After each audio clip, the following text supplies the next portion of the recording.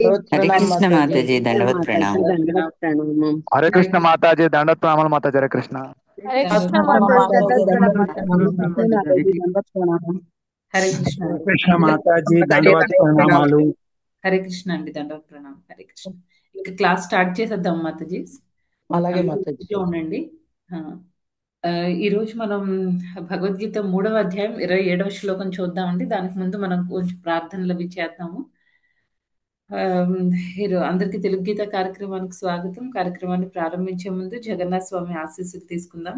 జై జగన్నాథ్ బలదేవ్ సుభద్రమయ్యకి జై, సుదర్శన్ భగవాన్ కి జై, వామనదేవ్ కి జై, పంచతత్వ కి జై, జగద్గురు శ్రీల ప్రభుపాద్ కి జై, పతిత పావన్ జయపతాక్ స్వామి గురు మహారాజ్ కి జై.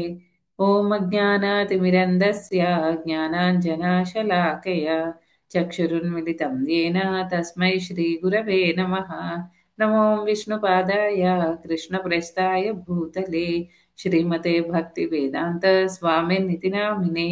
నమస్తే సారస్వతే దేవే గౌరవాణి ప్రచారిణే నిర్విశేష శూన్యవాది పాశ్చాత్య దేశతారిణే. జయ శ్రీ కృష్ణ చైతన్య ప్రభు నిత్యానంద శ్రీ అద్వైత గదాధర శ్రీవాసాది గౌరభక్త బృంద. హరే కృష్ణ కృష్ణ కృష్ణ హరే హరే, హరే రామ రామ రామ హరే హరే. మూకం కరోతి వాచాలం పంగుం లంఘయతే గిరిం యత్కృపాతమహం వందే శ్రీగురుం దీనతారిణం పరమానంద మాధవం శ్రీ చైతన్య ఈశ్వరం.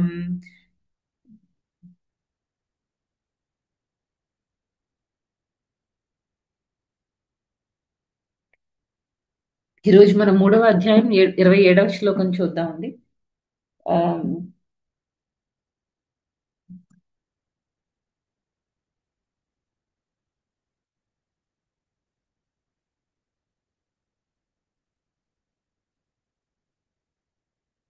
ప్రకృతే క్రియమాణాని గుణైః కర్మాణి సర్వశః అహంకార విమూఢాత్మా కర్తాహం ఇది మన్యతే. ప్రకృతే క్రియమాణాని గుణైః కర్మాణి సర్వశః అహంకార విమూఢాత్మా కర్తాహం ఇది మన్యతే. మిథ్యాహంకారముచే మోహపరవశుడగు జీవాత్మ వాస్తవముగా ప్రకృతి త్రిగుణములచే నిర్వహింపబడు కర్మలకు తనను కర్తగా భావించును. మిథ్యాహంకారముచే మోహపరవశుడగు జీవాత్మ వాస్తవముగా ప్రకృతి త్రిగుణములచే నిర్వహింపబడు కర్మలకు తనను కర్తగా భావించును. భాష్యము. ప్రభుజీ సవరణ చదవండి. భాష్యం ఒక్కటి చదవండి ప్రభు. చదవనా మాతాజీ? హరే కృష్ణ. ఒక్క ఒక్క క్షణం మాతాజీ. ప్రభుజీ ఎవరు చదువుతారేమో చూద్దాం. ఎవరు చదవకపోతే మీరు చదవండి మాతాజీ.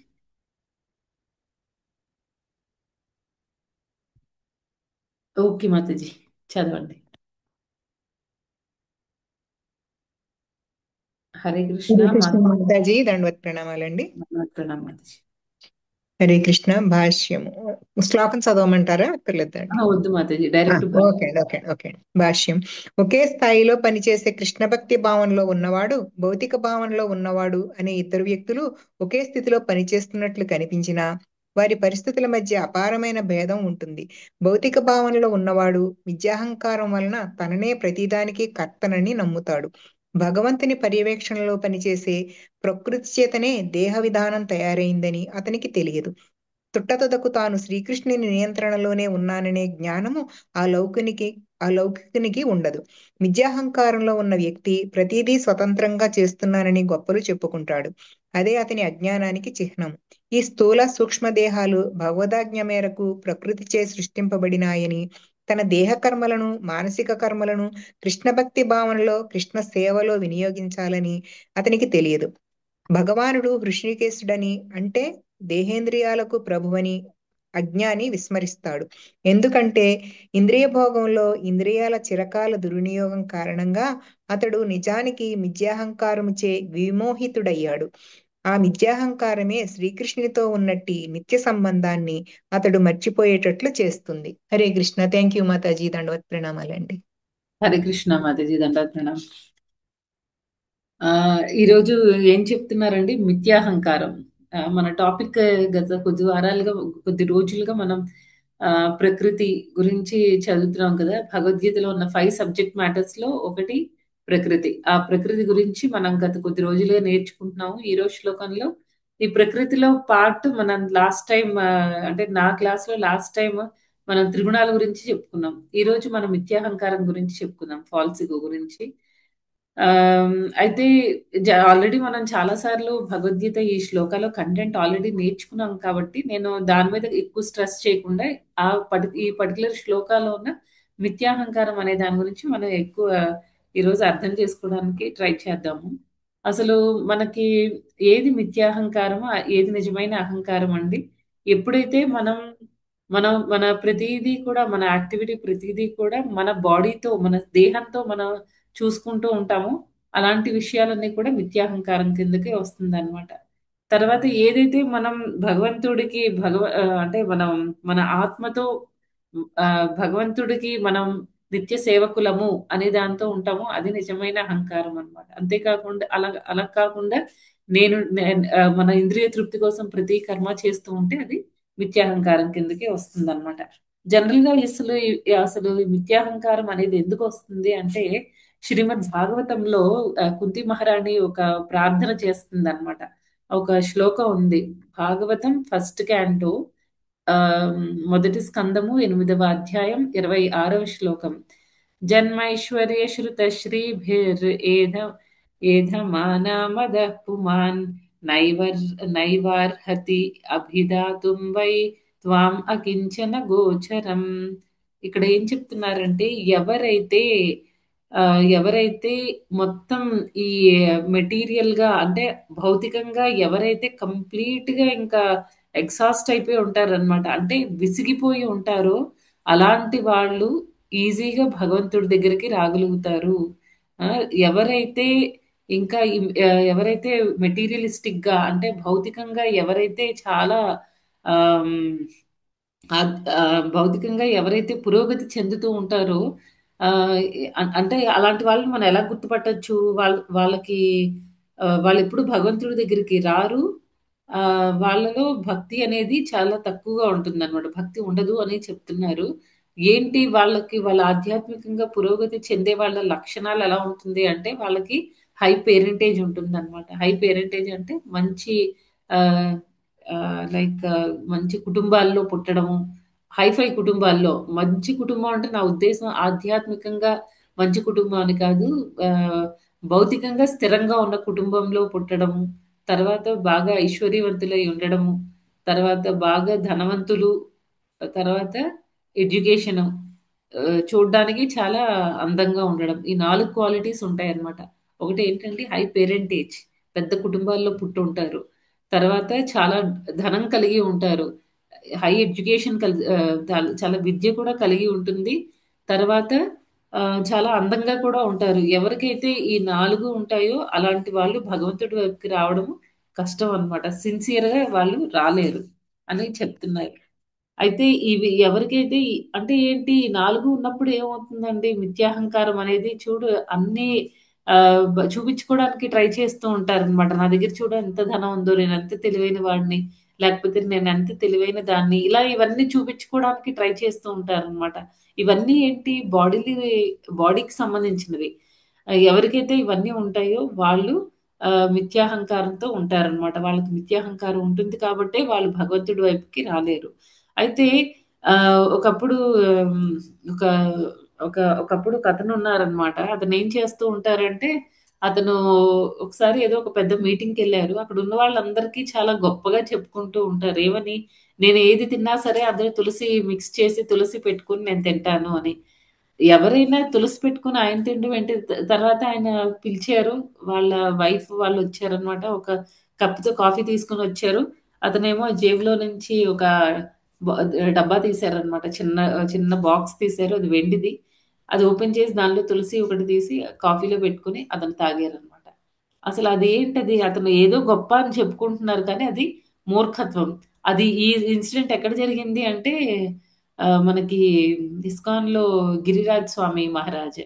ఆయన ఆయన దగ్గర జరిగిందనమాట. మహారాజ్‌కి తెలుసు యాక్చువల్‌గా మనం తులసి పెట్టి మనం ఏది తిన్నా సరే తినే ముందు దాన్ని భగవంతుడికి తులసి పెట్టి సమర్పించి, భగవంతుడికి ఆఫర్ చేసి అప్పుడు మనం తింటే మనకది ప్రసాదం అవుతుంది. మనలో ఉండే అనర్థాలు పోగొడుతుంది అనే విషయం మనకి తెలుసు. మహారాజ్‌కి తెలుసు. కానీ ఇతను వినే స్టేజ్‌లో లేరనమాట. అతను చూపించుకునే స్టేజ్‌లో ఉన్నారు. అదేం గ్రేట్‌నెస్. అతను తులసి పెట్టి అతను తీసుకుంటే అదెలా గ్రేట్‌నెస్ అవుతుంది? మనం భగవద్గీతలో చదివాం కదండీ! ఎవరైతే భగవంతుడికి సమర్పించకుండా, ఎవరైతే వాళ్ళ తృప్తి కోసం, ఇంద్రియ తృప్తి కోసం ఏదైనా స్వీకరిస్తారో వాళ్ళేమవుతారండి? దొంగలు. పాపం భుజిస్తున్నట్టు అండ్ వాళ్ళు దొంగలవుతారు. ఎందుకంటే, ఇప్పుడు మనకి ఎవరైనా మన ఫ్రెండ్ ఎవరైనా మనకు కార్ ఇచ్చారు. "అరే! నేను ఇలా ఊరెళ్తున్నాను. నేనెళ్ళొచ్చేంత వరకు నా కార్‌ని నువ్వు చూసుకో" అని చెప్పారు.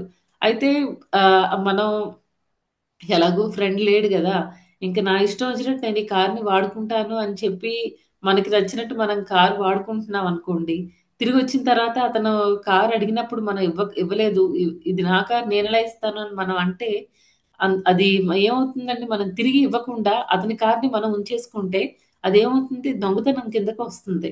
సేమ్ ఇది కూడా అంతే అన్నమాట. ఇక్కడ మనం అనుభవించే ప్రతీదీ కూడా భగవంతుడి ప్రాపర్టీ. ఏది నాది అని మనం క్లెయిమ్ చేసుకోవడానికి లేదు. ఏంటంటే కొన్ని రోజులు భగవంతుడు మన కస్టడీలో పెట్టారు. మనం జస్ట్ కస్టడియన్ మాత్రమే. అంటే ఏంటి? దాన్ని చూసుకోవడానికి ఒక గార్డియన్ ఉంటారు కదండీ! ఇప్పుడు మనం గేట్ దగ్గర జనరల్‌గా వాచ్‌మెన్ జాబ్ చేస్తూ ఉంటాం కదండీ! అంటే ఏంటి? జస్ట్ అతనికి ఆ డ్యూటీ అంతే. అలాగే ఏంటంటే భగవంతుడు ఇచ్చే ప్రాపర్టీస్ మనకి ఏదైతే మనం అనుభవిస్తున్నామో ఓకే అమ్మ నీ టైం నీకింత టైం నేను నీకిది ఇస్తున్నాను. నువ్వు వాడుకో అని భగవంతుడు చెప్పినప్పుడు మనం అది నాది, నేను దీన్ని వదిలేసి వెళ్ళను, లేకపోతే అది పోయినప్పుడు మనం బాధపడడం ఇదంతా మూర్ఖత్వం అన్నమాట. కాకపోతే ఇవన్నీ వినడానికి చాలా ఈజీగా ఉంటాయి గానీ ఇంప్లిమెంటేషన్ దగ్గరకొచ్చేసరికి నిజంగా మన నిజ జీవితంలో ఏదైనా జరిగినప్పుడు మనం దాన్ని యాక్సెప్ట్ చేయడం కష్టం. కానీ భగవద్గీత లాంటివి ఈ స్క్రిప్చర్స్ చదివినప్పుడు ఏమవుతుందండి మనకి రియాలిటీ అర్థమవుతుంది.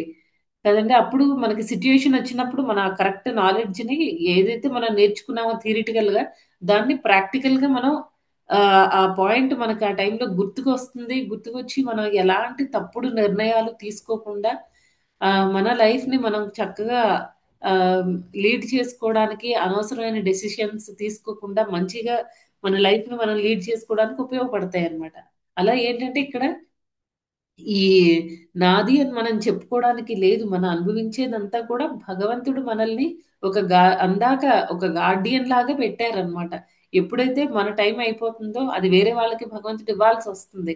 అప్పుడు మన దగ్గర నుంచి తీసుకుంటారు, వేరే వాళ్ళకిస్తారు. మనం ఏ రకంగా కూడా దాన్ని డిస్టర్బ్ అవ్వకూడదనమాట. అయితే ఇక్కడ అయితే భౌతికమైన వ్యక్తి ఆ రకంగా ఉన్నారన్నమాట. తులసి పెట్టుకొని అతను అన్నీ తీసుకుంటున్నారు, స్వీకరిస్తున్నారు. అన్నీ అంటే అతను షో ఆఫ్ చేస్తున్నారన్నమాట. ఓహ్! నేనింత గ్రేట్. చూడు నా దగ్గర డబ్బా ఉంది. తర్వాత నేను అన్నీ తులసి పెట్టుకొని తాగుతాను నేను. అది ఒక గొప్పతనం అన్నమాట అతనికి. తర్వాత ఈవెన్ చిత్రకేతు మహారాజ్ కూడా మనం చూస్తే ఇనీషియల్‌గా స్టార్టింగ్ డేస్‌లో ఏంటంటే అతను అంగిరముని చిత్రకేతు మహారాజ్‌కి అన్నీ ఉన్నాయి. 10,000 మంది భార్యలున్నారు. అతనికి లేనిదంటూ ఏం లేదు. ఒక్కటి మాత్రం అతనికి బాధ. అదేంటంటే పిల్లలు లేరు. అయితే అతను చాలా ఈ ఒక్క విషయంలో చాలా బాధపడుతూ ఉంటారు. అయితే అంగిరముని అతని దగ్గరికొచ్చినప్పుడు ఈ చిత్రకేతు మహారాజు ఏం చేస్తారంటే లైక్ మునికి చక్కగా పాదాలవి కడుగుతారు. అన్ని రిచువల్స్ అన్నీ చేస్తారనమాట. కానీ ఏంటంటే ఇంటర్నల్‌గా అతనికి ఎలాంటి స్పిరిచ్యువల్ అడ్వైస్ తీసుకోవడానికి అంటే ఆధ్యాత్మిక పరమైన ఎలాంటి సలహాలు తీసుకోవడానికి కానీ, లేకపోతే కథ వినడానికి కానీ అలాంటివేవి అతనికి లేవనమాట చిత్రకేతు మహారాజ్‌కి ఇనీషియల్‌గా. ఎప్పుడైతే ఆయన బిడ్డని కోల్పోయి ముందే చెప్తారు కదా! అంగీరముని లైక్ ఈ ఈ బాబు నీకు పుట్టబోయే బాబు ఎవరు? అతను హర్షశోక. నీకు ఎంజాయ్‌మెంట్‌ని అంటే హ్యాపీనెస్‌ని ఇస్తాడు, సంతోషాన్ని ఇస్తాడు, శోకాన్ని కూడా ఇస్తాడు అని చెప్తారనమాట. కాకపోతే అయితే మనకది చదువుతున్నప్పుడు మనకనిపించొచ్చు. ముని అలా ఒక జస్ట్ హింట్ ఇచ్చేసి వదిలేసిన బదులు మొత్తం అతనికి అప్పుడే నాలెడ్జ్ ఇచ్చి ఉండొచ్చు కదా! ఆ, ఆ, హర్షశోక అని ఎందుకు అంటున్నారు, తర్వాత ఏంటి నెక్స్ట్ జరగబోయేది ఏంటి, ఇదంతా కూడా మనం దేహం కాదు, మన ఆత్మస్వరూపులము, ఇదంతా కూడా అంగిరముని తర్వాత నారదముని ముందే చెప్పుండొచ్చు కదా చిత్రకేతు మహారాజ్కి. అంటే చిత్రకేతు మహారాజ్ పరిస్థితి అప్పుడు ఏది వినే పరిస్థితిలో లేదనమాట. ఆయన కంప్లీట్ గా బాడీలీ ప్లాట్ఫామ్ లో ఉన్నారు. తర్వాత ఆయన మెటీరియలిస్టిక్ గా చాలా అడ్వాన్స్డ్ గా ఉన్నారు. అలా అలాంటి వాళ్ళకి మనం వెళ్ళి ఆధ్యాత్మికంగా వాళ్ళలో కొంచెం ఇంట్రెస్ట్ కూడా లేనప్పుడు మనం చెప్పినా ఎలాంటి ఇంపాక్ట్ ఉండదన్నమాట. అందుకే జస్ట్ అంగిరముని ఏం చేశారు, ఒక చిన్న క్లూ ఇచ్చారనమాట. నీకు పుట్టబోయే బిడ్డ బిడ్డ హర్షశోక, ఎందుకంటే అతను నీకు ఎంజాయ్మెంట్ ఇస్తాడు, దుఃఖాన్ని కూడా ఇస్తాడు అని. చిత్రకేతు మహారాజ్ ఆ పార్ట్ వదిలేశారనమాట. కొడుకు పుట్టాడు, సంతోషంగా ఉండాలి అని చెప్పేసి ఏ భార్య అయితే ఆ కొడుకుని ఇచ్చిందో ఆ కొడుకుతో మాత్రమే ఆయన బాగా, అదే ఆ భార్యతో బాగా ఉన్నారు. మిగతా భార్యలందరినీ ఇగ్నోర్ చేశారనమాట. దాని పర్యవసానం ఏమైందంటే వాళ్ళందరూ కలిసి ఆ బిడ్డకి పాయిజన్ ఇచ్చేసి, విషాన్ని ఇచ్చేసి చంపేశారనమాట. ఇదంతా ఎందుకు జరిగింది, మొత్తం అతను మెటీరియలిస్టిక్ గా ఉన్నారు. ఇంటర్నల్ గా అతనికి ఏమీ లేదు. ఒకవేళ అతను ఆధ్యాత్మికంగా ఉండి ఉంటే అప్పుడు అంగిరముని ఏం చెప్తున్నారో ఆలోచించి ఉండేవాళ్ళు.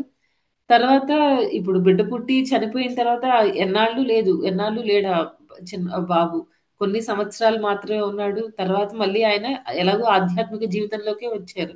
అదేదో ఆయన బిడ్డని ఆ, తీసుకోకముందు కనుక ముందు ఆయన ఆధ్యాత్మికంగా ఉండుంటే అసలు బిడ్డ కావాలి అనే కోరిక కూడా ఉండేది కాదు అతనికి. అతను ఈ బాధంతా నెక్స్ట్ అదంతా ఉండేది కాదనమాట. అలా అలా ఏంటంటే ఆ మనకి మన జీవితంలో ఏంటంటే ఈ స్పిరిచువాలిటీ, ఆధ్యాత్మిక అనేది చాలా చాలా అవసరం అన్నమాట. దాన్ని ఆ, మన సీనియర్ డివోటీస్ ఎలా చెప్తారంటే ఈ స్పిరిచువల్ స్పిరిచువల్ అనే వర్డ్ స్పిరిచువల్ అంటే ఏంటంటే ఆధ్యాత్మికత అన్నమాట, ఆధ్యాత్మికం. అయితే దీన్ని స్పిరిట్ రిచువల్ అని అంటారు. స్పిరిట్ అంటే ఏంటి మనకి ఆ, దానిలో ఆ, అంటే ఆధ్యాత్మికమైన జ్ఞానం కలిగి ఉండడం, భగవంతుడి పట్ల భక్తి కలిగి ఉండడం. రిచువల్ అంటే ఏంటి, మనం కొన్ని ఉంటాయి కదా, ఇప్పుడు ఎవరైనా మన ఇంటికి వస్తారు, రాగానే కూర్చోమని చెప్పడం, వాళ్ళకి వాటర్ ఇవ్వడము, బాగున్నారా, నాలుగు మాటలు మాట్లాడడం మంచిగా, తర్వాత వాళ్ళు భోజనం టైంలో వచ్చి ఉంటే భోజనము, నైట్ లేకపోతే ఈవినింగ్ కాఫీ టైంలో వస్తే కాఫీ అని, అలా మనం ఏదైనా వాళ్ళకి ఇస్తాం. అవన్నీ రిచువల్స్ అన్నమాట, మర్యాదలు. తర్వాత కొన్ని ఫాలో అవుతాం అన్నమాట. ఇప్పుడు ఇంకా సన్యాసులు అలాంటి వాళ్ళు ఎవరిని వస్తే వాళ్ళకి కాలు కడగడము, అలా అన్ని చేస్తాం కదా, అలాంటివన్నీ రిచువల్స్ అన్నమాట. అయితే ఎప్పుడైతే మనకి రిచువల్స్ ఫాలో అవుతున్నాము కానీ లోపల స్పిరిట్ లేదు అంటే దాని అర్థం ఏంటి, చిత్రకేతు మహారాజు లాగా అన్నమాట. చిత్రకేతు మహారాజు అంగిరమునిని చాలా సాదరంగా ఆహ్వానించారు, కూర్చోబెట్టారు, సకల మర్యాదలు చేశారు. కానీ అతను ఇచ్చే ఇన్స్ట్రక్షన్స్ తీసుకోవడానికి రెడీగా లేరనమాట. అది కరెక్ట్ కాదు, అలా కూడా ఉండకూడదు. కొన్నిసార్లు ఏమవుతుంది, లోపల అంతా మంచిగా ఆధ్యాత్మికత అనేది ఉంటుంది కానీ రిచువల్స్ కొంతమంది ఫాలో అవ్వరనమాట. అలాంటప్పుడు ఏమవుతుంది, ఎవరైనా వచ్చారు మన ఇంటికి, స్వామీజీ ఎవరైనా సన్యాసులు ఎవరైనా వచ్చారు, మనకి సన్యాసుల పట్ల అపారమైన గౌరవం, భక్తి, ప్రేమ అవన్నీ ఉన్నాయి. కానీ ఏంటంటే మనకి రిచువల్స్ ఫాలో అవ్వట్లేదు. అంటే వాళ్ళు రాగానే వాళ్ళకి మర్యాదలు చేయడము, కూర్చోబెట్టడం, ఏం చెప్పలేదు, ఏం మాట్లాడలేదు, జస్ట్ నాకు భక్తి ఉంది మీ పట్ల అంటే అది ఎలా తెలుస్తుంది. అంటే రిచువల్స్ లేకుండా ఓన్లీ భక్తి అనేది మాత్రం ఉంటే ఏమవుతుందంటే అపరాధాలన్నీ చేసేస్తాం అన్నమాట. అందుకే రెండు అవసరము. భక్తిలో ఏంటంటే మనం రిచువల్స్ ఫాలో అవ్వాలి, తర్వాత మనం ఇంకా ఏం చేయాలంటే భక్తి భావనతో చేయాలి. భక్తి లేకుండా స్పిరిట్ అనేది లేకపోతే మనం ఓన్లీ రిచువల్స్ ఫాలో అయితే దానివల్ల ఉపయోగం ఏమి ఉండదు అనమాట. ఇప్పుడు దానికి మంచి ఎగ్జాంపుల్ ఎవరు అంటే రోమహర్షణ సుత. రోమహర్షణ సుత మనం విన్నాం కదండి. ఆయన వేదవ్యాసుడు వేదవ్యాస మహర్షితో ట్రైన్ అయ్యారనమాట. అయితే ఇక్కడ ఏమైంది, రోమహర్షణ సుత మంచిగా చాలా మంచి భాగవతం డిస్కోర్స్ అవన్నీ ఇవ్వగలరు, మంచిగా క్లాస్ చెప్తూ ఉంటారనమాట. అదే టైంలో అక్కడికి బలరాముడు రావడం జరుగుతుంది. ఇక్కడ రోమహర్షణ సుత ప్రాబ్లం ఏంటి అంటే అతనికి ఆధ్యాత్మికత అనేది ఉంది, ఆ స్పిరిట్ అనేది ఉంది, కానీ రిచువల్స్ ఫాలో అవ్వలేదు అతను. ఏం చేశారు, బలరాముడు వచ్చినప్పుడు ఈయన లేచి నించొని ఆయనకి సాధారణంగా ఆహ్వానించి ఆయనకి ప్లేస్ ఇవ్వాలన్నమాట. అలా కాకుండా ఆ, అలా కాకుండా ఈయన ఏం చేశారు, జస్ట్ కూర్చుని ఇగ్నోర్ చేశారనమాట, పట్టించుకోలేదు బలరాముడు. దాని పర్యవసానం ఏమైందంటే బలరాముడికి కోపం రావడం, అతన్ని చంపేశారనమాట రోమహర్షుని సుతని. అంటే ఏంటి ఇక్కడ అతను చదువుకున్నారు. ఆ స్పిరిట్ అయితే ఉంది కానీ రిచువల్స్ ఏమి ఫాలో అవ్వలేదు. అది కూడా రాంగే అన్నమాట. ఇవన్నీ కూడా మనకి ఆధ్యాత్మిక జీవితంలో చాలా చాలా ఇంపార్టెంట్. అయితే దీనికోసం ఈ విషయం గురించి చాణక్య పండిత ఏం చెప్తున్నారంటే ఎవరికైతే ఎవరైతే లెర్న్డ్ పీపుల్ ఉంటారు కదా అంటే బాగా విద్యావంతులు ఆ విద్యావంతుల్లో వాళ్ళు చదువుకున్న ఆ విద్య అనేది వాళ్ళలో మంచి లక్షణాలు డెవలప్ చేయకపోతే మంచి లక్షణాలని వాళ్ళు పెంపొందించుకోకపోతే వాళ్ళని ఎలా కంపేర్ చేస్తున్నారు అంటే కుక్క తోకతో కంపేర్ చేస్తున్నారు అనమాట. కుక్క తోక ఎలా ఉంటుందండి? స్ట్రైట్ గా ఉంటుంది కదా. అది దాని వల్ల దాని బ్యాక్ ని అది కవర్ చేసుకోదు. నెక్స్ట్ ఇంకోటి ఏంటి అంటే కుక్కతో ఒక అది ఏదైనా ఈగలు అవి ఏమైనా వస్తున్నాయి అనుకోండి ఈగలు అవి వాటిని అటు ఇటు తోలడానికి కూడా పనికిరాదన్నమాట కదండి. ఆ ఈగల్ని తోలడానికి పనికిరాదు. తర్వాత దానికి బ్యాక్ ని కూడా అది కవర్ చేసుకోదు అనమాట. అంటే అలా ఆ తోక వేస్ట్ అన్నమాట కుక్కకి. అలాగే ఇప్పుడు అంటే వాళ్ళు చదువుకున్న విద్య వేస్ట్. ఎందుకంటే వాళ్ళలో మంచి క్వాలిటీస్ అనేవి వాళ్ళు డెవలప్ చేసుకోలేకపోతున్నారు. తర్వాత ఇంకా ఏం చెప్పారండి చాణక్య పండిత అంటే ఎవరి ఎవరి విద్య అయితే వాళ్ళలో మంచి క్వాలిటీస్ ని డెవలప్ చేస్తుందో అలాంటి వాళ్ళని దేంతో కంపేర్ చేశారంటే ఆవు తోకతో. ఆవు తోక ఏం చేస్తుందండి? కిందకు ఉంటుంది. తర్వాత బ్యాక్ ని కవర్ చేసి ఉంచుతుంది.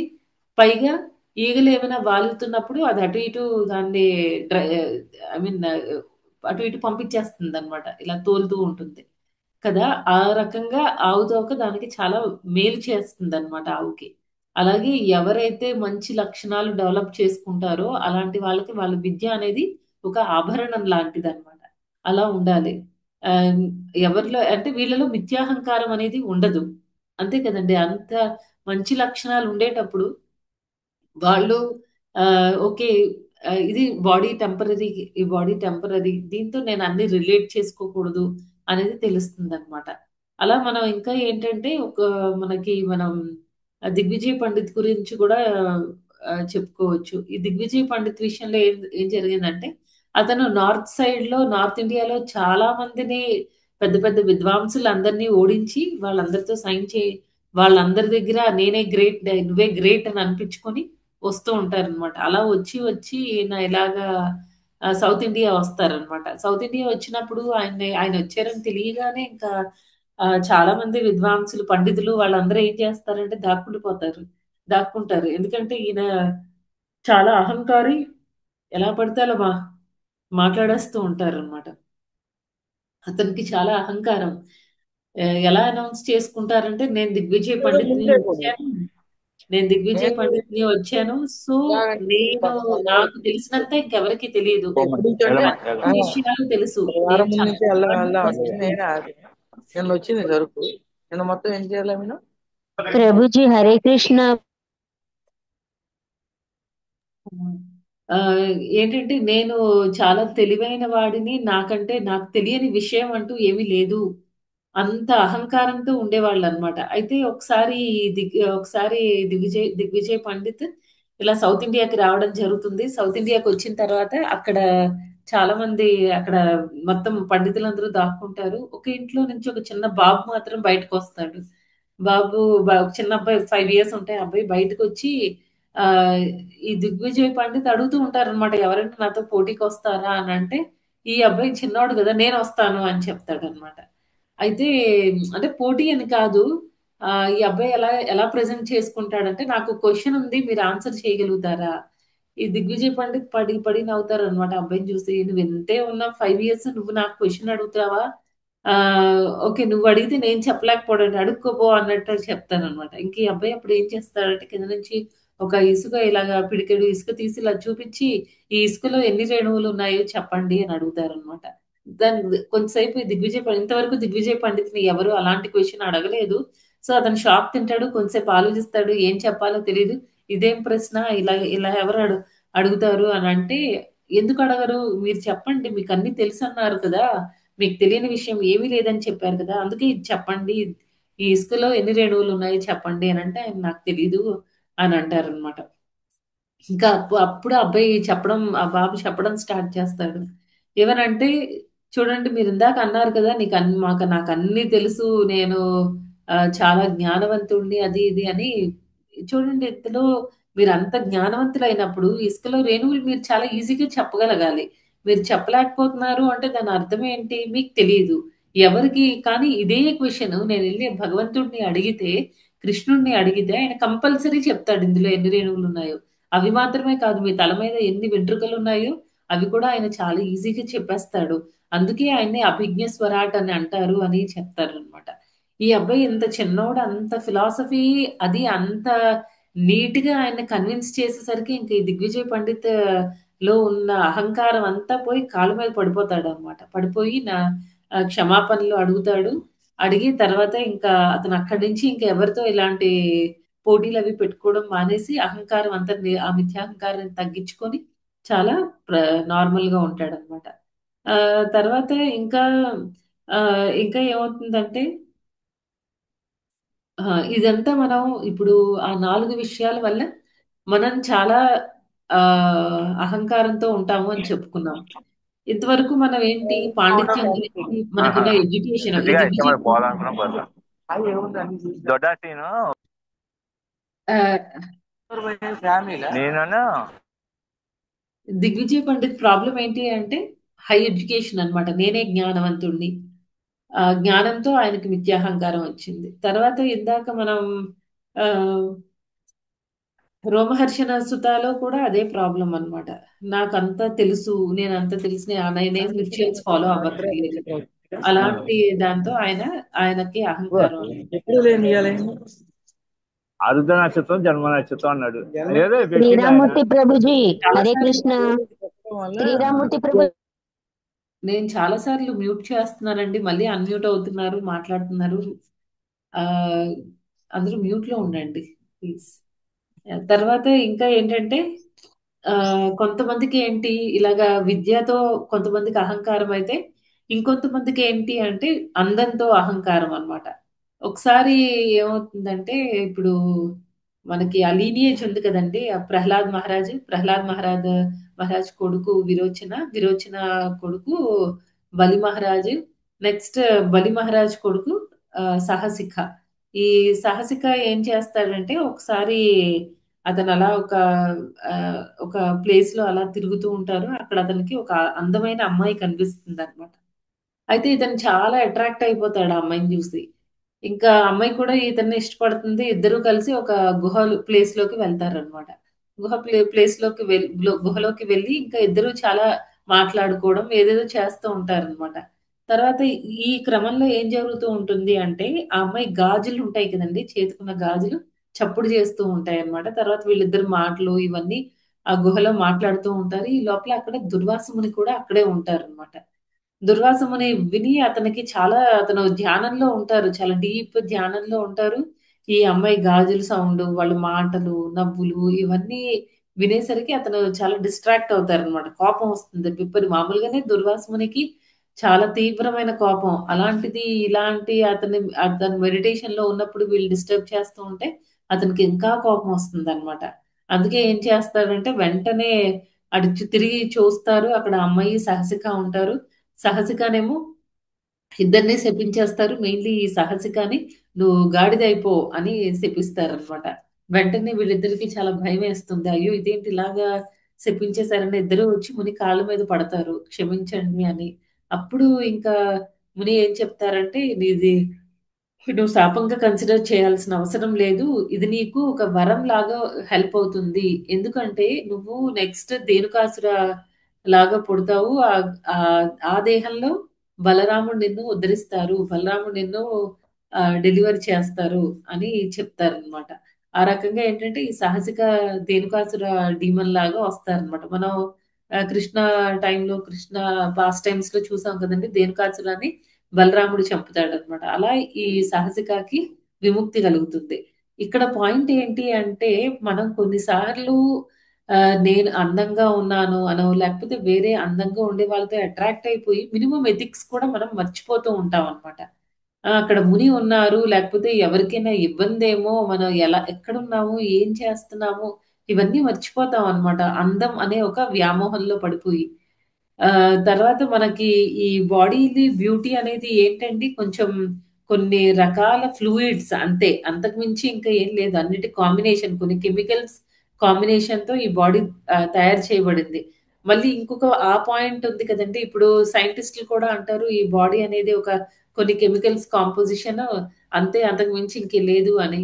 అది మళ్ళీ వేరే కేటగరీ కిందకొస్తుందండి. ఇప్పుడు మన పాయింట్ ఇక్కడ, అంటే ఇక్కడ నేను చెప్పాలనుకుంటున్నది ఏంటంటే, సైంటిస్టులు వాళ్ళు కొన్ని కెమికల్స్‌తో తయారు చేయబడింది అని అంటారు.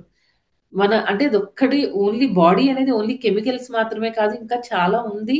మనలో మెయిన్ ఏంటంటే ఆ స్పిరిట్ అనేది ఇంపార్టెంట్. అదే మనకి లివింగ్ ఫోర్స్ కదండీ! అందుకే ప్రభుపాదులు వారు సైంటిస్ట్ చెప్పే వాటిలకి ఎలాగా డిఫెండ్ చేస్తారు అంటే, ఎలా దాన్ని ధిక్కరిస్తారో పాయింట్ అంటే, ఓకే, మీరు ఒక బాడీలో ఎన్ని కెమికల్స్ అయితే ఉన్నాయో ఆ కెమికల్స్ అన్ని నేను మీకు ఇస్తాను, మీరు బాడీ తయారు చేయండి అని అంటారు. అది సాధ్యం కాదు కదండి. వాళ్ళ బాడీని ఎలా తయారు చేసేస్తారు? ఒకవేళ తయారు చేసినా దానిలో లివింగ్ ఫోర్స్ పెట్టడం అనేది ఎవ్వరి వల్ల కాదు, ఓన్లీ భగవంతుడి వల్ల మాత్రమే అవుతుంది. అది వేరే పాయింట్. అయితే ఇక్కడ మనం చెప్పుకునే పాయింట్ ఏంటంటే, ఇక్కడ ఈ సహసిక అనే అతను ఆ ఆ అందానికి అతను బానిసైపోయి మొత్తం అతను శపించబడ్డాడు. అంటే పడిపోయాడన్నమాట. ఇవన్నీ కూడా మనకేంటంటే బాగా అందంగా ఉండడము, దానివల్ల అహంకారం రావడం, ఇవన్నీ ప్రాబ్లమ్సే. అలా ఈ సాహసిక స్టోరీ అన్నమాట. నెక్స్ట్ ఇంకా, ఇంకా ఏమవుతుందంటే, ఇప్పుడు మనం నారదముని విషయంలో కూడా చూసాము. నారదముని టైంలో నారదమునికి ఎన్ని లైఫ్ టైమ్స్ ఉన్నాయంటే 3 జన్మల గురించి మనం శ్రీమద్ భాగవతంలో చదివాం. ఫస్ట్ జన్మలో ఏంటంటే ఉపబర్హణ అని నారదముని ఒక గంధర్వుడన్నమాట. ఆయన చాలా చక్కగా, గంధర్వులు జనరల్‌గా ఏం చేస్తారండి, మంచి సింగర్స్ ఉంటారన్నమాట. చక్కగా పాడతారు. నారదముని కూడా అంతే. చాలా చక్కగా పాడతారు. చూడ్డానికి కూడా చాలా బాగా ఉంటారు.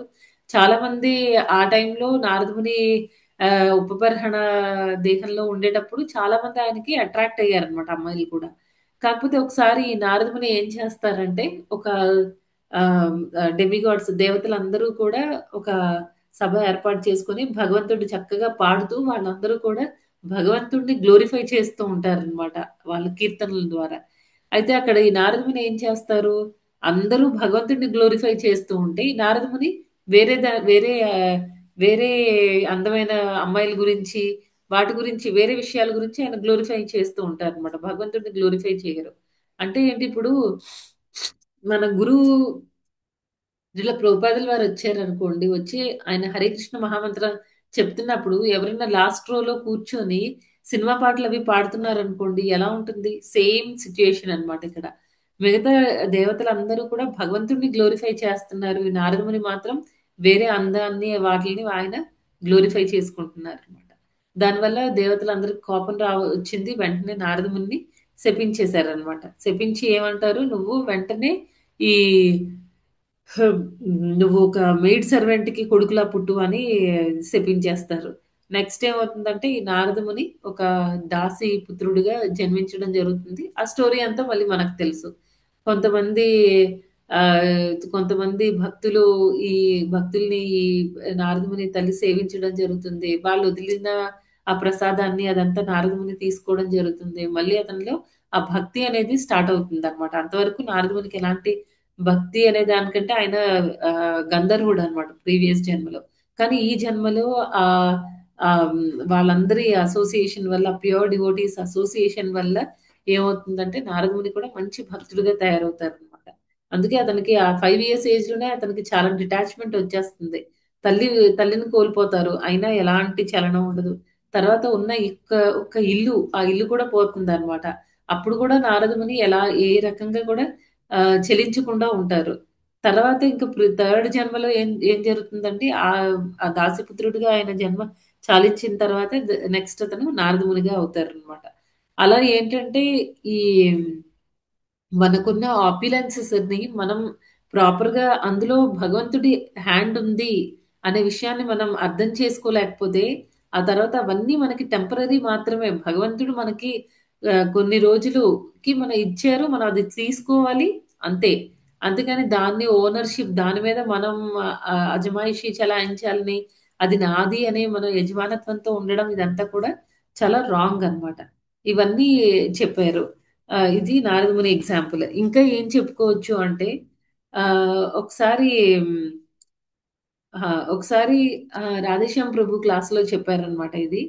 ఒకసారి ఒక రాధేశ్యామ్ ప్రభుజీ పూణేలో ఒక ఒక రిచ్ పర్సన్ ఉన్నారండి. చాలా ధనవంతుడాయన. ఆయన ఇల్లు కూడా ఎంత సెక్యూర్డ్‌గా ఉంటుందంటే, అతన్ని కలవాలి అంటే చాలా డోర్స్ ఒక 7, 8 డోర్స్ ఇప్పుడు చూడండి మనకి ఆహ్, మనం జనరల్‌గా భగవంతుడిని దర్శించాలంటే ఎన్నో గేట్లు దాటుకొని వెళ్ళాలి అని అంటారు గదా! అలాగే ఏంటంటే ఇతన్ని మనం చూడాలి అనంటే చాలా డోర్‌లుంటాయన్నమాట ఇంట్లో. 7, 8 డోర్స్ దాటుకొని అప్పుడు మనం లోపలికి వెళ్లి అతని దర్శనం మనకు దొరుకుతుందన్నమాట. అంత సెక్యూర్డ్‌గా ఉండే ఇంట్లో ఉంటారు. చాలా అతను ఆహ్, బాగా అతనికి డబ్బెంతుందో అహంకారం కూడా అంతే ఉండేదన్నమాట. డివోటీస్ వెళ్తే ఏదో టక టక టక టక ఒక చెక్ రాసిచ్చేయడం, తీసుకోండి అంతే. ఇంకా అంతేకాని ఏంటి, భక్తేంటి, ఆధ్యాత్మికత ఏంటి, ఎందుకొచ్చారు వీళ్ళు, వీళ్ళని చక్కగా అంటే మర్యాద ఉండేది. కాకపోతే ఏంటంటే అప్ టు ది మార్క్ కాదనమాట. అంటే ఎలాగా అతనికి చక్కగా ఒక భక్తితో చేయడము అలాంటివేమి ఉండేది కాదు. ఎప్పుడు అతనేది నేను చాలా బిజీ పర్సన్‌ని. నాకివన్నీ వినడానికి అవ్వదు. అలా చెప్పేసేవాళ్ళనమాట. ఎప్పుడు వీళ్ళు జపమాల ఇచ్చినా తీసుకోవడం కానీ, లేకపోతే భగవద్గీత, భాగవతం చదవండి అని చెప్పి ఏదైనా స్పిరిచ్యువల్ ఇన్‌స్ట్రక్షన్ ఇవ్వడానికి ప్రభుజీ వాళ్ళు ట్రై చేసినా అతను వినేవాళ్ళు కాదనమాట. ఎందుకంటే డబ్బు ఉంది అనే అహంకారం. ఒకసారి ఏమవుతుంది అతను ఆహ్, ఒక ఏవో అవసరమవుతాయి. దేనికో అవసరము అతను ఒక 20,00,000 అలాగా తన కార్‌లో పెట్టుకొని ఆయన డ్రైవర్ డ్రైవ్ చేస్తూ ఉంటాడు. ఆయన వెనక సీట్‌లో కూర్చొని ఫాస్ట్‌గా ఎక్స్‌ప్రెస్ హైవే మీద వెళ్తూ ఉంటారనమాట. పూణే నుంచి బాంబేకెళ్ళాలి. అలా వెళ్తూ ఉన్నప్పుడు ఏమవుతుందంటే మార్గ మధ్యలో అతనికి కొంతమంది ఒక నలుగురు, ఐదుగురు అడ్డంగా వస్తారనమాట రోడ్డు మీద. వచ్చి కార్‌ని ఆపుతారు. కార్‌ని ఆపితే ఈ డ్రైవర్ ఆపుతాడు. వాళ్ళందరి దగ్గర గన్‌లు, తర్వాత గన్‌లుంటాయి. తర్వాత కత్తి కూడా ఉంటుందన్నమాట. పెద్ద కత్తి కూడా ఉంటుంది. కర్రలుంటాయి. చాలా అంటే వాళ్ళు కార్‌ని ఆపి ఇంకా చెప్తారనమాట. "నీ దగ్గర 20,00,000 డబ్బులున్నాయని మాకు తెలుసు. వెంటనే అర్జెంట్‌గా డబ్బులు మాకివ్వు. లేదంటే నిన్ను చంపేస్తాం" అని అంటారనమాట. అప్పుడు ఈ ధనవంతుడు ఉంటాడు గదా! అతను ఆలోచిస్తాడు. ఏం డబ్బులివ్వాలా? లేకపోతే పారిపోవడానికి ఏదైనా అవకాశం ఉందా అని. పారిపోయే అవకాశం లేదు. ఎందుకంటే వాళ్ళ దగ్గర కత్తులు, కర్రలు మాత్రమే కాదు గన్నులు కూడా ఉన్నాయి. వాళ్ళు మళ్ళీ అటాక్ చేస్తే అనవసరంగా చచ్చిపోతాంలే అనేసి ఏం చేస్తారంటే, ఆ బ్యాగ్‌తో ఉన్న డబ్బులు అది కాకుండా ఆ బ్యాగ్ కూడా ఎవరికీ తెలిసే అవకాశమే లేదనమాట. అంత సెక్యూర్డ్‌గా వచ్చారు. కానీ ఎలాగో విషయం లీక్ అయింది. మొత్తానికి వాళ్ళకి తెలిసిపోయింది. సరేలే డబ్బులిచ్చేద్దాం ప్రాణం ఇంపార్టెంట్ కదా! అని చెప్పేసి డబ్బులిచ్చేసి వెళ్ళిపోతారనమాట. వెళ్లరు. ఇంకా వాళ్ళు అలౌ చెయ్యరనమాట. వాళ్ళలో వాళ్ళు ఏం మాట్లాడుకుంటూ ఉంటారు. డబ్బులు తీసుకున్నాం కదా! వదిలేద్దామా అని ఒకడు. ఇంకొకళ్ళేమంటారు, లేదు లేదు మళ్ళీ వీడిని వదిలితే పోలీస్ కంప్లెయింట్ ఇస్తాడు. అనవసరంగా మనకి రిస్క్ అవుతుంది. చంపేద్దామని ఇంకొకళ్ళు. ఇలా మాట్లాడుకుంటూ ఉంటారనమాట. ఈ డ్రైవర్ ఏం చేస్తాడు, ఆహ్, ఏదో ఒక యాక్షన్ ఏదో ఒకటి చేయాలి కదా! ఏం చేయకుండా డ్రైవర్ ఏమో వాళ్ళ మొహాలు అలా చూస్తూ ఉంటాడనమాట. ఎవరెవరు ఏం మాట్లాడుకుంటున్నారో చూస్తూ ఉంటే ఇంక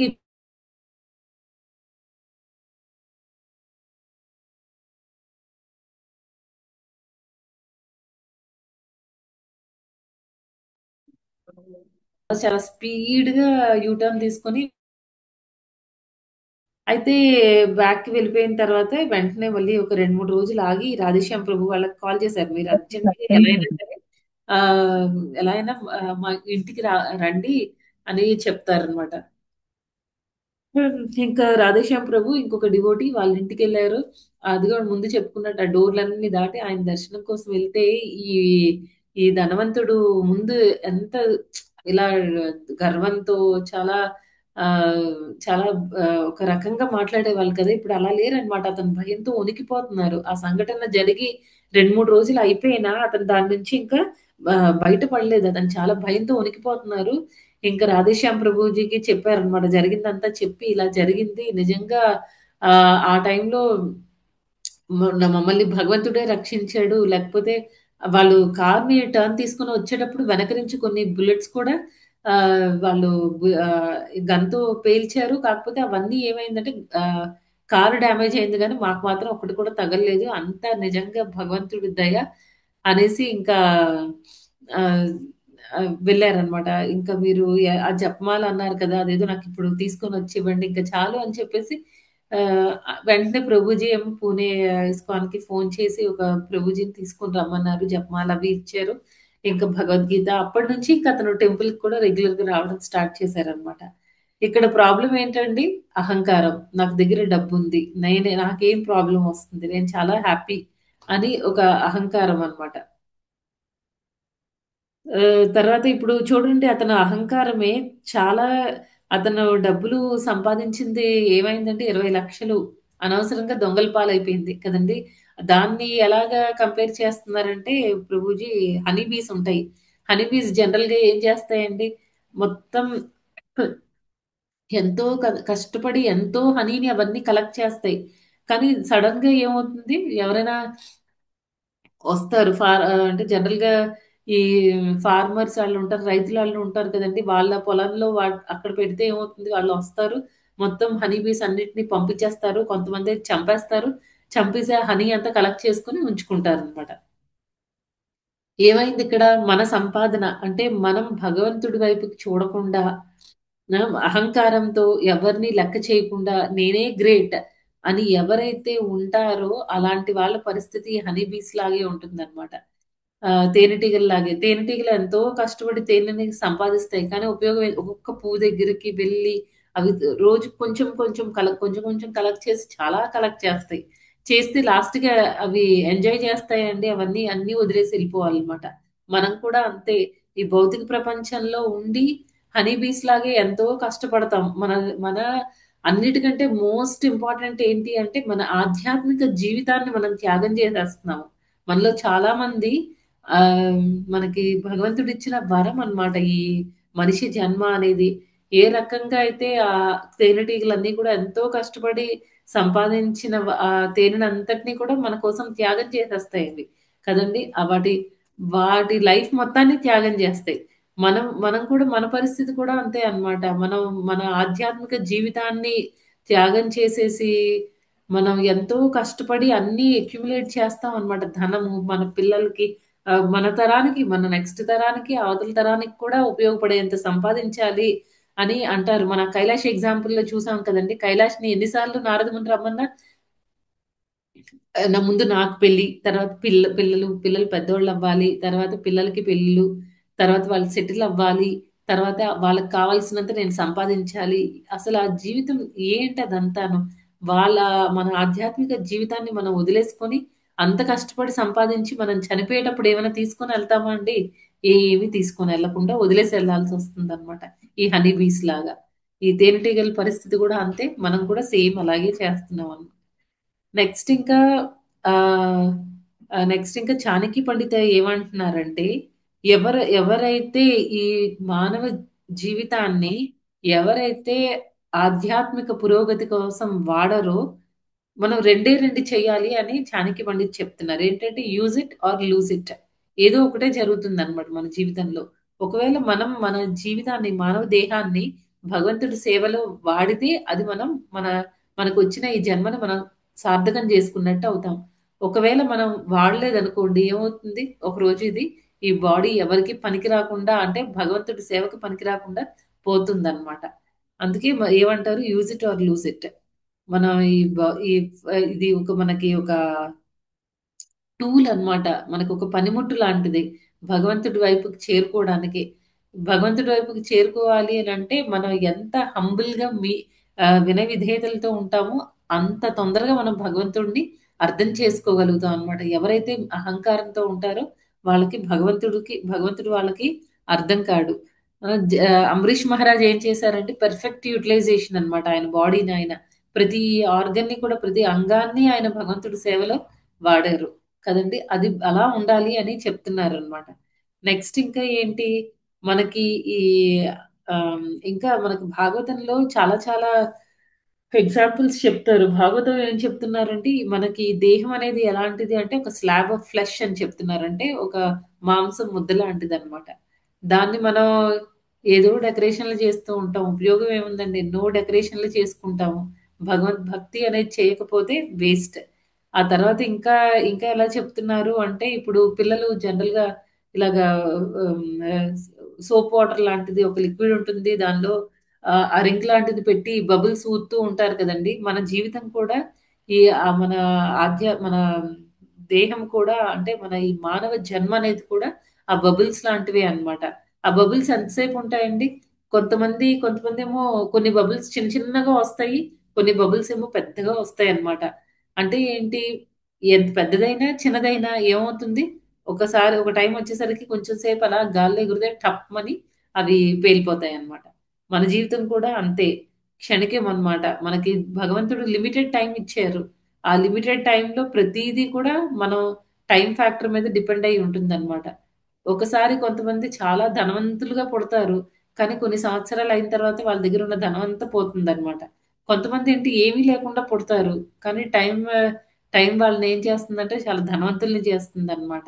ఇలా ఏంటంటే మనకి ఎన్నో ఆహ్, ఎగ్జాంపుల్స్ చెప్పుకోవచ్చు. అలాగా మనకి ఆహ్, ఎస్పెషల్లీ మనకి భాగవతంలో ఇచ్చిన ఎగ్జాంపుల్ అన్నమాట. మన లైఫ్ అనేది ఆ బుడగ లాంటిది. అది ఎప్పుడు దాని టైం వచ్చినప్పుడు అది ఆహ్, పోతుందన్నమాట. నెక్స్ట్ ఇంకా అంటే మనకుండే ఈ ఈ మంచి ఫ్యామిలీ అంటే మంచి పేరెంట్స్‌కి పుట్టడము, అంటే మంచి ఫ్యామిలీలో పుట్టడం కానీ, లేకపోతే ఎక్కువ ధనవంతులుగా ఉండడము, తర్వాత అందంగా ఉండడము, తర్వాత ఇవన్నీ కూడా ఏంటంటే మనకి షో స్టాపర్స్ అన్నమాట. ఆహ్, భగవంతుడి నుంచి మనల్ని ఆపుతూ ఉంటాయి. అందుకే ఏం చేయాలి? కరెక్ట్‌గా వాటిని మనం బాడీలీ ప్లాట్‌ఫార్మ్‌లో కాకుండా స్పిరిచ్యువల్‌గా ఉండాలన్నమాట. స్పిరిచ్యువల్‌గా ఉన్నప్పుడు ఏమవుతుందంటే, ఏదైతే మనకి భగవంతుడు ఈ పాజిటివ్స్ అన్నీ ఇచ్చాడో, అవన్నీ కూడా వెల్త్ అది ధనం కానివ్వండి, లేకపోతే చదువు, అందము, మంచి కుటుంబము ఇవన్నీ ఏంటంటే మనకప్పుడు బ్లాకర్స్ అవ్వవన్నమాట. ఎందుకు? వాటన్నీ కూడా మనకి టెంపరరీగా భగవంతుడు ఇచ్చాడు. వాటన్నిటిని కూడా నేను మళ్ళీ భగవంతుడి సేవలో వాడుకోవాలి అనే విషయం తెలుస్తుందన్నమాట. ఇప్పుడు మనకి అందంగా ఉండేది కూడా మనం చూసుకుంటే ఇంతకుముందు ఇప్పుడు చాలా మంది యాక్టర్స్ రీసెంట్‌గా హిందీ హిందీ యాక్టర్ 'ధర్మేంద్ర' చనిపోయారు కదండీ! ఇప్పుడు ఒకప్పుడు హేమమాలినిని ఏమనేవాళ్ళంటే డ్రీమ్ గర్ల్ అనేవాళ్ళు. ఇప్పుడు హేమమాలినిని ఎవరైనా డ్రీమ్ గర్ల్ అంటారా అండి? మొత్తం ఈ శరీరం అంతా ముడతలు పడిపోయింది. తర్వాత అప్పుడున్న గ్లో, చార్మ్ అవన్నీ ఉండవన్నమాట. అందరికీ అంతే. కానీ చాలా మంది అవన్నీ తెలుసుకోలేరు. అవన్నీ తెలుసుకోకుండా ఏమనుకుంటారు, ఇదే జీవితం, ఇదే ఆహ్, నిజమైన అహంకారంతో కాకుండా మిథ్యాహంకారంతో ఉంటారనమాట. ఆ! త ఇవన్నీ ఆహ్, మనకి ప్రాబ్లమ్స్. ప్రాబ్లమ్స్‌గా అవ్వకుండా చూసుకునే తెలివి మనకుండాలి. అలా ఉండాలి అంటే మన శాస్త్రాల్ని చదవాలనమాట.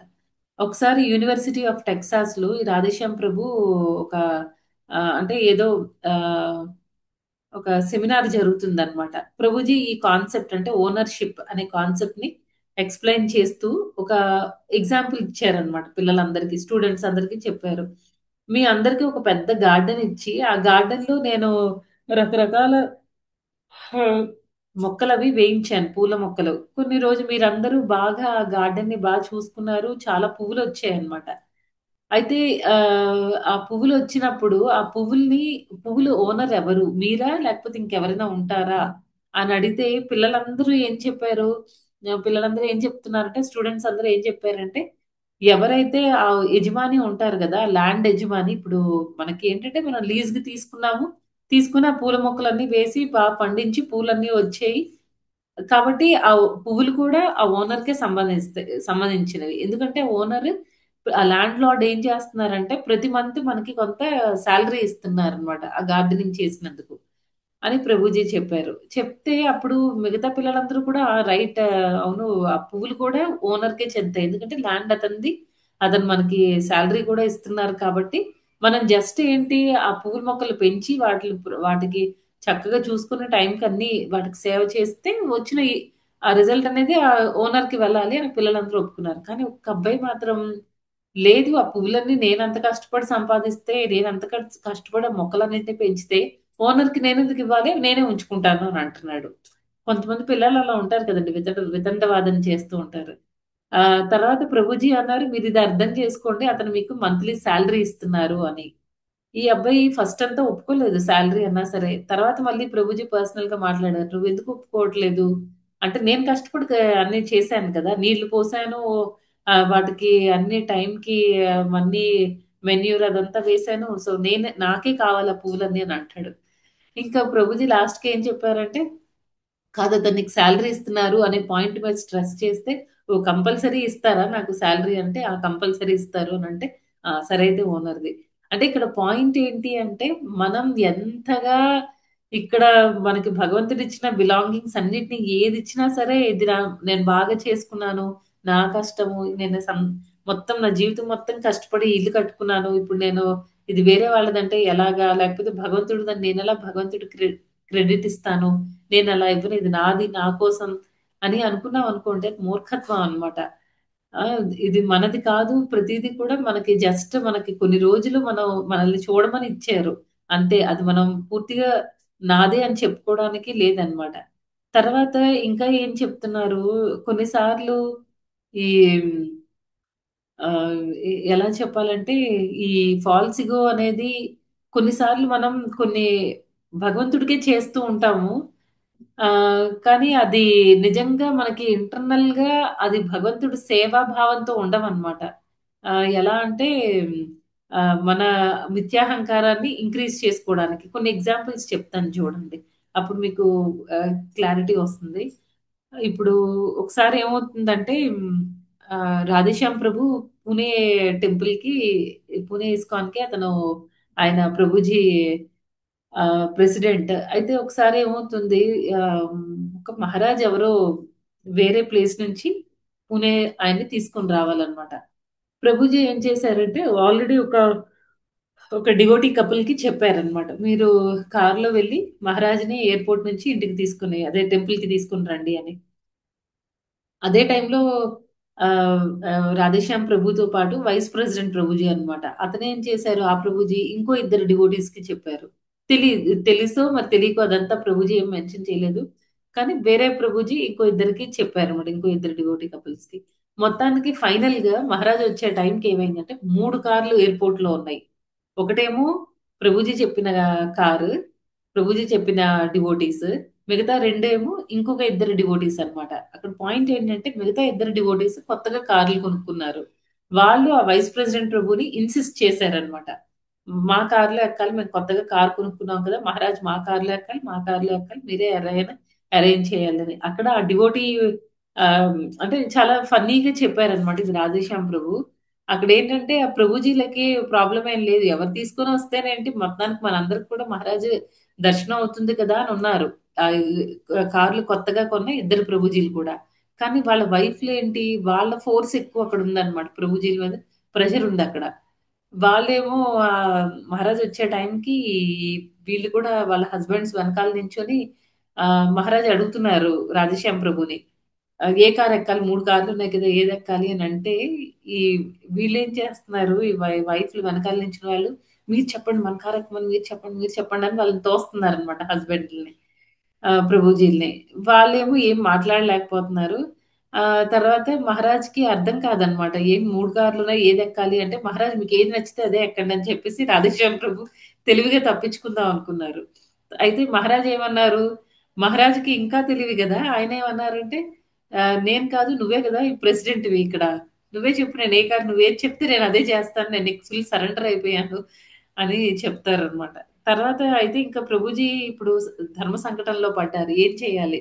డివోటీస్‌కి ఒకళ్ళ కారు ఎక్కిచ్చి వేరే వాళ్ళ కారు ఎక్కించకపోతే వాళ్ళు ఫీల్ అయిపోతారు. అందుకే ఇంకా వెంటనే రాధేశ్యామ్ ప్రభు భగవంతుడిని ప్రార్థించడం స్టార్ట్ చేశారనమాట. ఎలా ఈ సిట్యుయేషన్ నుంచి బయటపడాలి? ఎందుకంటే ఎవరు అఫెన్స్ చేయకూడదు. అందరూ హ్యాపీగా ఉండాలి. అందుకనే ఇంకా అతనికి వెంటనే ఒక ఐడియా వచ్చిందనమాట. ఏం చెప్పారు? ఫస్ట్ ఏ కారైతే ఉందో ఆ కార్‌లో మహారాజు వెళ్తారు. సెకండ్ కార్‌లో ఎవరైతే కూర్చున్నారో వాళ్ళు మహారాజ్‌కి సంబంధించిన లగేజు, మహారాజుకి సంబంధించిన వస్తువులు అన్నీ సెకండ్ కార్‌లో తీసుకొనెళ్ళండి. థర్డ్ కార్‌లో ఎవరైతే వచ్చారో వాళ్ళ ఇంట్లో మనం హౌస్ ప్రోగ్రామ్ పెడదాము అని హౌస్ ప్రోగ్రామ్ నేను అరేంజ్ చేస్తాను అని చెప్పారనమాట. ఆ హరి వెరీ బోల్ రకంగా గుడ్ మాతాజీ. హరి బోల్. ఆ! బోల్ ఆ రకంగా మాతాజీ ముగ్గురు సాటిస్ఫై అయ్యారు. అందరూ సాటిస్ఫై అయిపోయారు మాతాజీ. ఆ రకంగా ఏంటంటే మహారాజ్ ఆ టైంకి ఆ సిట్యుయేషన్‌ని సాల్వ్ చేసేసారన్నమాట ప్రభుజీ. అలా అయింది. తర్వాత ఇంకా ఇదొకటి అంటే ఇక్కడేంటి వాళ్ళ ముగ్గురిలో వాళ్ళ భావం ఎలా ఉందో తెలియదు. కానీ ముగ్గురిలో కూడా మా కారు ఎందుకు ఎక్కరు, మా కారు ఎందుకు ఎక్కరు, రైట్. నిజంగా అది సేవాభావం అనే దానికంటే ప్రభుజీ ఈ ఫాల్స్ ఇగో అనే దాని మీద హైలైట్ చేసుకుంటూ ఈ ఎగ్జాంపుల్ చెప్పారనమాట. నెక్స్ట్ ఇంకా ఏంటి అంటే, ఇప్పుడు మనం భక్తి చేసేటప్పుడు మనకి అహంకారం అనేది వదిలేసి మనం చిన్న పిల్లల మనస్తత్వంతో ఉండాలి. ఇప్పుడు దానికి కొన్ని ఎగ్జాంపుల్స్ చెప్పారనమాట ప్రభుజీ. ఈ శుద్ధ భక్తులు ఎవరైతే ఉంటారో వాళ్ళ మెంటాలిటీ చిన్నపిల్లల మెంటాలిటీ లాగా ఉంటుంది అని. మెంటాలిటీ అని కాదు, ఎలా చెప్పాలి అంటే వాళ్ళ ఆలోచన విధానం చిన్నపిల్లల్లాగా ఉంటుంది అని. అది ఒకసారి ఏమైందంటే ఇంద్రజిమ్న మహారాజ్ అని ఒక ప్రభుపాద్ డిసైపులే, ఆయన వచ్చారనమాట, టెంపుల్కి వచ్చారు. వస్తే ఒక చిన్న బాబు ఏం చేశాడు అంటే, ముందే తెలుస్తుంది కదా వాళ్ళు, ఆ బాబేమో ఇంట్లో కూర్చొని ప్రభుపాద్ పిక్చర్ చక్కగా డ్రా చేసి మహారాజ్ ముందుకు తీసుకొని వెళ్ళి చూపించాడు అనమాట. మహారాజ్కి అది బాగా నచ్చింది. థ్యాంక్ యూ అని చెప్పేసి ఇంద్రజిమ్న మహారాజ్ ఏమో తీసుకున్నారు. దట్టు వాళ్ళ గురువు గారి పిక్చర్ కదా, ఆయన వదులుకోలేకపోయారు అనమాట. తీసుకున్నారు. తీసుకుని ఆయన బ్యాగ్ లో పెట్టుకోబోతూ ఉంటే ఇంక ఈ అబ్బాయి ఏమో, "ఆ, అది రాది నాది, నా కోసం నేను డ్రా చేసుకున్నాను, నాకు తిరిగి ఇచ్చేయండి" అని చెప్పేసి ఇంకా ఏడుపు మొహం పెట్టేసాడు అనమాట. సరే, మహారాజ్ ఏం చేస్తారు, ఓకే నా కోసం తెచ్చేవేమో అనుకున్నాను, అంటే నీ కోసం డ్రా చేసుకున్నావా, సరే సరే నాకు చూపించడానికి తెచ్చావా, చాలా బాగుంది అని నవ్వుతూ ఇచ్చేసారనమాట తిరిగి. తర్వాత ఇప్పుడు జనరల్ గా అమ్మలు అలా ఒప్పుకోరు కదా. వెంటనే ఈ బాబు వాళ్ళ అమ్మ ఏం చేసింది, అదేంటో నువ్వు ఇంకో డ్రా చేసుకోవచ్చు కదా, మహారాజ్ అంత చక్కగా తీసుకుంటే నువ్వెందుకు మళ్ళీ లాక్కుంటున్నావు, ఇచ్చే అంటే వాడికి ఇవ్వడం ఇష్టం లేదు. కానీ వాళ్ళ అమ్మ ఒప్పుకోవడం లేదు. ఇవ్వు ఇవ్వు ఇవ్వు అని వెనక నుంచి తోస్తుంది. మహారాజుకి ఇచ్చాడనమాట. మహారాజ్ ఏమో, పర్వాలేదులే నేను చూశాను కదా బాగుంది, నువ్వే ఉంచుకో అని అంటారు. వాళ్ళ అమ్మ ఏమో ఒప్పుకోదు. ఇక్కడ మహారాజ్ ఏమో తీసుకోవడం లేదు. అలా ఫైనల్ గా ఏమైందంటే మహారాజ్ చెప్తారనమాట, పర్వాలేదులే అమ్మ, ఆ, పర్వాలేదులే బాబు, నువ్వు ఇంకొకటి డ్రా చేయి, అది నెక్స్ట్ టైం మళ్ళీ నేను వస్తాను కదా అప్పుడు ఇవ్వు అని అంటే, అప్పుడు కూడా వాళ్ళ అమ్మ ఏమంటుంది, కాదు అలా కాదు, మహారాజ్నే ఉంచుకోమను, నువ్వు నెక్స్ట్ ఇంకో డ్రా చేసుకుని అది నువ్వు ఉంచుకో, అలా చెప్పెళ్ళు మహారాజ్కి అని. ఫైనల్ గా మహారాజ్ ఇంకా ఆమ్, మహారాజ్ ఏమంటారంటే, పర్వాలేదమ్మా నేను నెక్స్ట్ టైం వస్తాను కదా, నేను గుర్తు పెట్టుకుని కంపల్సరీ మీ బాబు దగ్గర నేను ఆ ఫోటో డ్రా చేసింది తీసుకుంటాను అని చెప్తారనమాట. ఇక్కడ ఆ బాబు పరిస్థితి చూడండి, అక్కడ మహారాజ్ హైలైట్ కాదు, మనం ఇక్కడ పాయింట్ ఎందుకు చెప్పుకుంటున్నామంటే ఆ బాబు గురించి చాలా ఫ్రాంక్ గా అప్ ఫ్రంట్ గా చెప్పేస్తున్నాడు. మామూలుగా అయితే ఇప్పుడు మనం ఏదైనా డ్రా చేసి మహారాజ్కి చూపించి మహారాజ్కి నచ్చితే మనం ఏం చేస్తాం, దాని మీద మనకి ఇష్టం ఉన్నా సరే మహారాజ్కి నచ్చింది అంటే మనం ఇచ్చేస్తాం. కానీ ఇక్కడ ఇక్కడ బాబుకి ఏంటి, ఫస్ట్ నా ప్రయారిటీ, చిన్నోడు కదా, వెంటనే అది నా కోసం డ్రా చేసుకున్నాను నాకు ఇచ్చేయండి అని ఏడుపు మొహం పెట్టేశాడు. అలా ఉంటారనమాట ప్యూర్ డివోటీస్ అనేవాళ్ళు. దానికి ఎగ్జాంపుల్ ఒకటి ఏంటంటే శ్రీల ప్రభుపాద్ ఎగ్జాంపుల్ ఒకటి చెప్పుకుందాం అండి. దానిలో ప్రభుపాద్ దగ్గరికి ఒక ఒక బాగా ధనవంతుడు ఒక ఆయన వస్తారనమాట. వచ్చి ఆయన ప్రభుపాద్తో చెప్తారు, ప్రభుపాద్ మీరు ఇలాగా, నాకు జీవితంలో అన్నీ ఉన్నాయి ప్రభుపాద్, నేను మంచి భోజనం తింటాను, చక్కగా నిద్రపోతాను, నాకు అన్నీ ఉన్నాయి, కానీ ఎందుకు కానీ నేను సంతోషంగా లేను అని చెప్తే, అప్పుడు ప్రభుపాద్ ఏమో అక్కడే ఉన్న ఒక పంది ఉంటుందన్నమాట. ఆ పందిని చూపించి, అది కూడా రోజు దానికి, ఇప్పుడు పందికి ఏంటంటే ఒక స్టూల్, అది మలం, అది పందికి హల్వా లాంటిది అనమాట. దానికి అది మంచి ఆప్యులెంట్ ఫుడ్, అది దానికి చాలా ఇష్టమైన ఫుడ్, అది తింటుంది. అది కూడా అది హ్యాపీగా ఉందా, ఇప్పుడు దానికి ఏదైతే ఉందో, దానికి ఏదైతే భగవంతుడు ఇచ్చాడో తినడానికి, సేమ్ అది మీకిస్తే మీరు హ్యాపీగా ఉంటారా అని అడిగారు. అప్పుడు అతనికి అర్థం అవుతుంది అనమాట. అతను ఏమంటారు, ప్రభుపాద్ నాకు అర్థమైంది, ఏంటి ఆ పందికి దానికి భగవంతుడు ఏదైతే ఇచ్చాడో దాంతో అది తృప్తిగా ఉందన్నమాట. దానికేమి మనలాగా ఇంకా ఏదో కావాలి అనేం ఉండదు, దానికి ఆ జ్ఞానం లేదు. మామూలుగా అయితే మలం అనేది చాలా నీచమైనది, అది తింటూ అది హ్యాపీగా ఉంది.